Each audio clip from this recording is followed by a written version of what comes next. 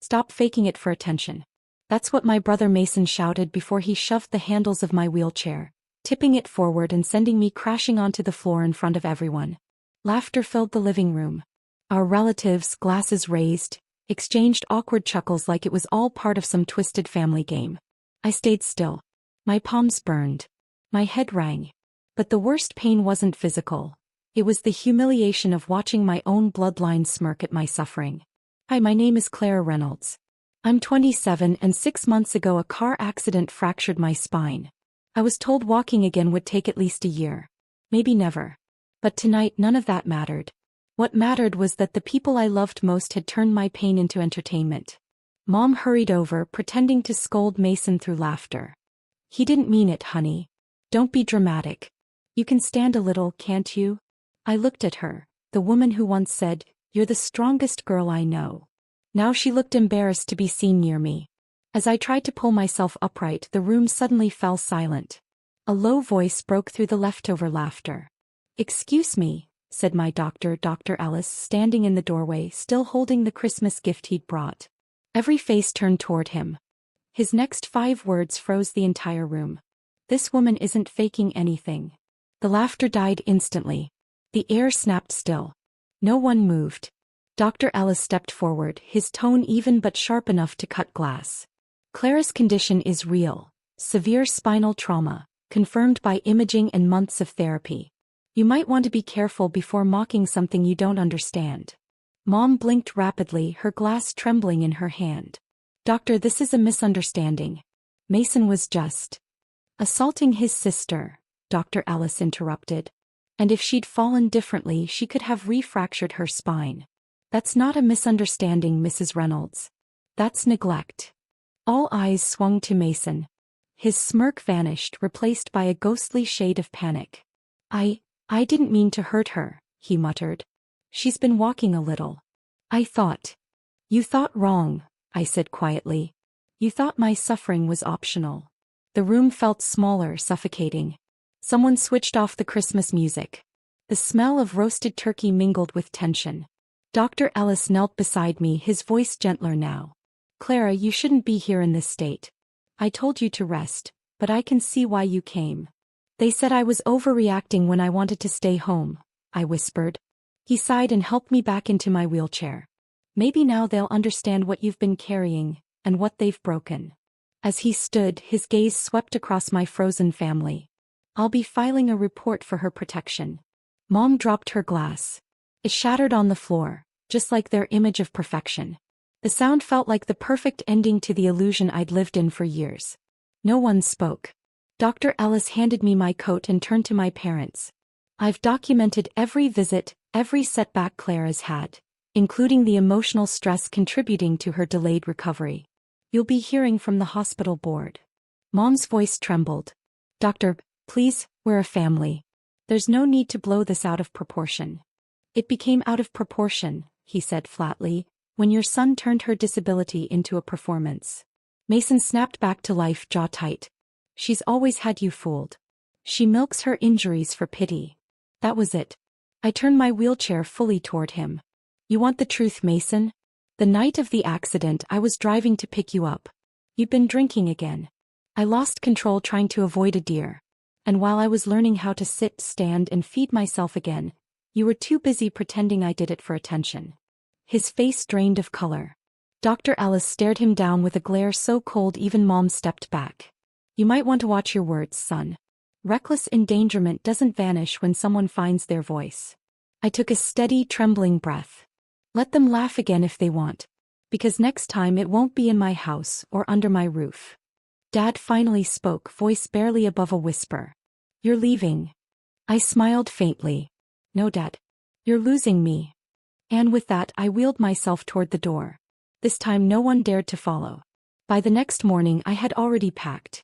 The Christmas lights still blinked in the living room as I rolled past them, cheerful, oblivious, pretending the night before hadn't split us apart. On the dining table I placed a sealed envelope addressed to the Reynolds family. Inside, no apology, no plea for understanding.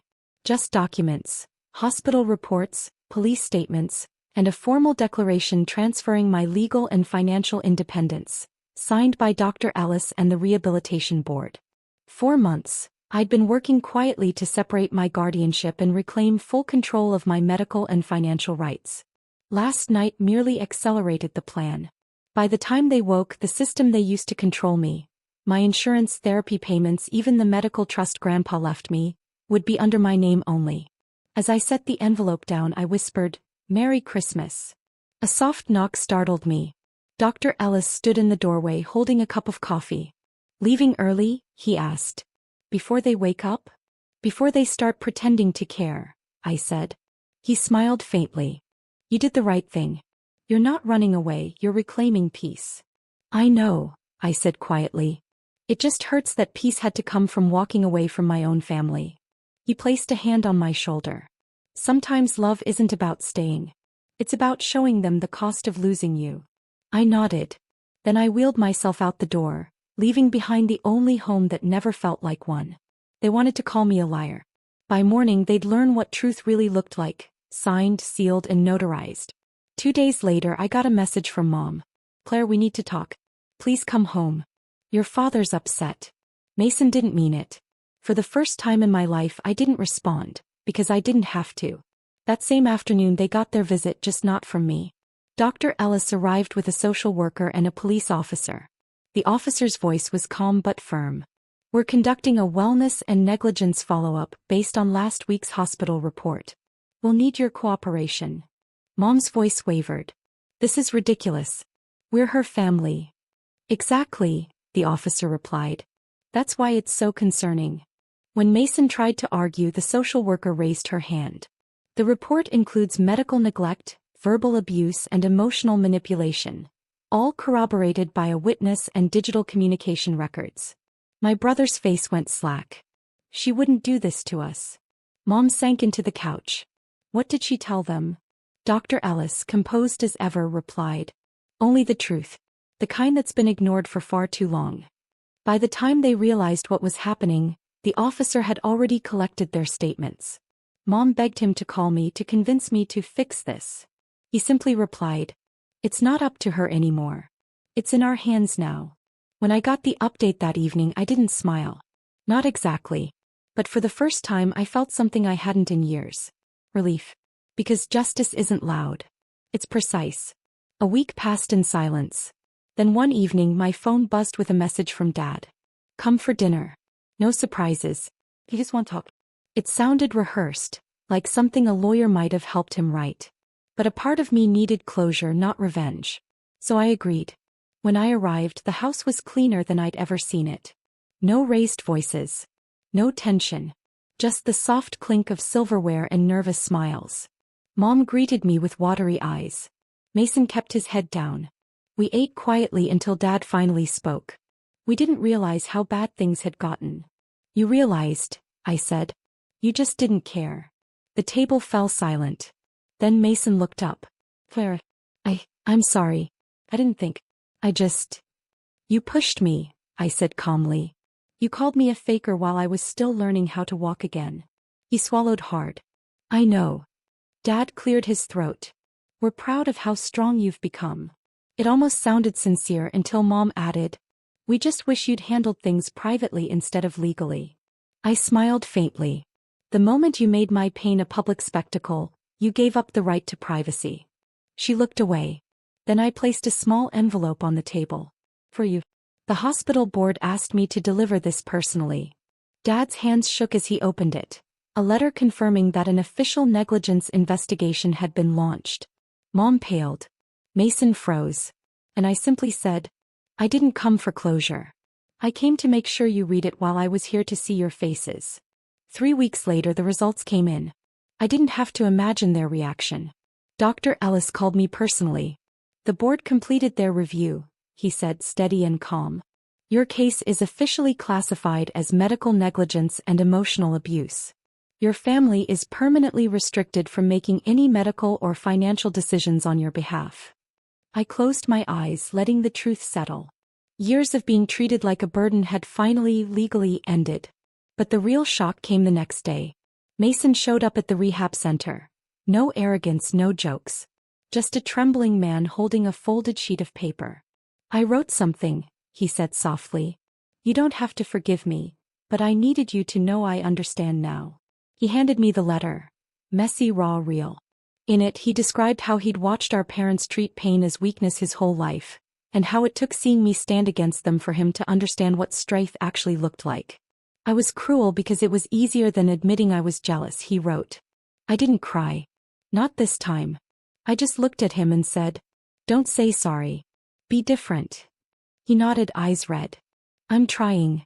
As he left, Dr. Ellis approached quietly. You know, he said, most people spend years waiting for validation from the ones who hurt them.